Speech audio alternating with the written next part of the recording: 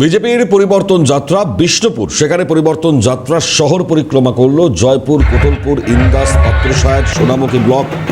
এই সামগ্রিক এলাকায় পরিবর্তন যাত্রা দেখা যায় কোটলপুর, সেখানে অংশ নেন শুভেন্দু অধিকারী।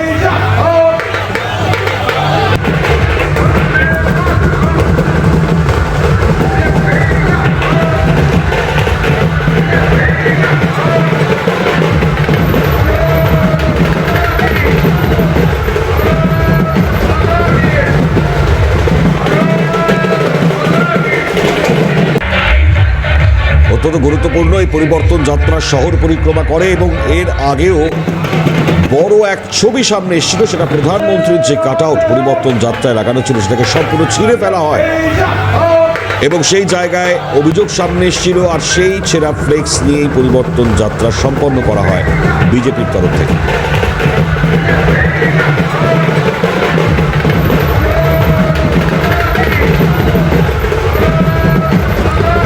বিষ্ণুপুরের পাশাপাশি পশ্চিম মেদিনীপুর, সেখানকার যে পরিবর্তন যাত্রার ছবি, ঠিক একইভাবে অভিযোগ বিজেপির ফ্ল্যাগ কাট আউট ছিঁড়ে ফেলা। শাসক তৃণমূল, তাদের বিরুদ্ধেই অভিযোগ তুলেছে বিজেপি। কমিশনের লিখিত অভিযোগও জানিয়েছে তারা, অস্বীকার করা হয়েছে তৃণমূল কংগ্রেসের তরফ থেকেও। একাধিক এলাকায় কাট আউট ছেঁড়ার অভিযোগ, পরিবর্তন যাত্রার ফ্ল্যাগ ছিঁড়ে ফেলা হয়। মেদিনীপুরের গোলকুয়া চক, ধর্মা, সামগ্রিক জায়গায় এই ধরনের ছবি সামনে আসে। অভিযোগ শোনায় বিজেপি কি করছে শোন।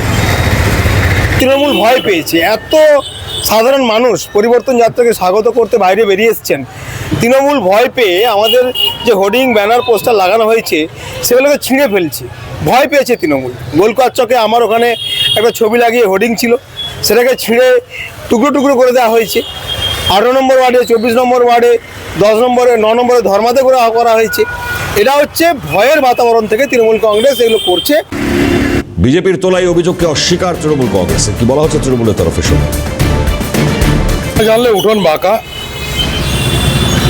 এই কথার বাইরে আর কিছু বলার মতো নেই। কারণ মেদিনীপুর শহরে বিজেপির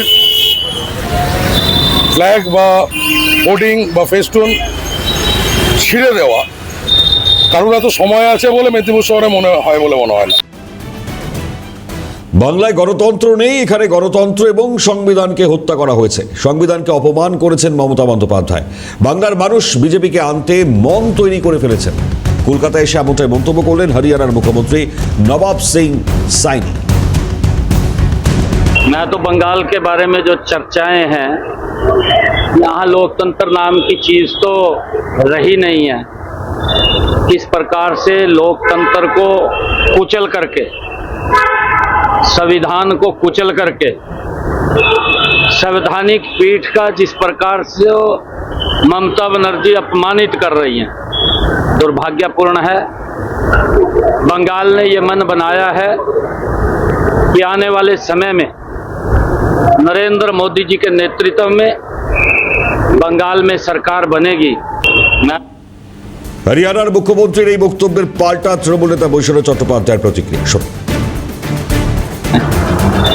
किस प्रकार বাংলায় থাকেন না, বাংলা সম্পর্কে জানেও না। গতবারে ওনার নেতা প্রধানমন্ত্রী টেলিপ্যাসেঞ্জারি করার পরেও তো ওরা পরাজিত হয়েছে।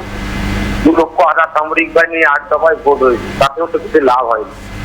সুতরাং এবারেও তৃণমূলই জিতবে, ওরা ওরকম বাইরে থেকে যাচ্ছে।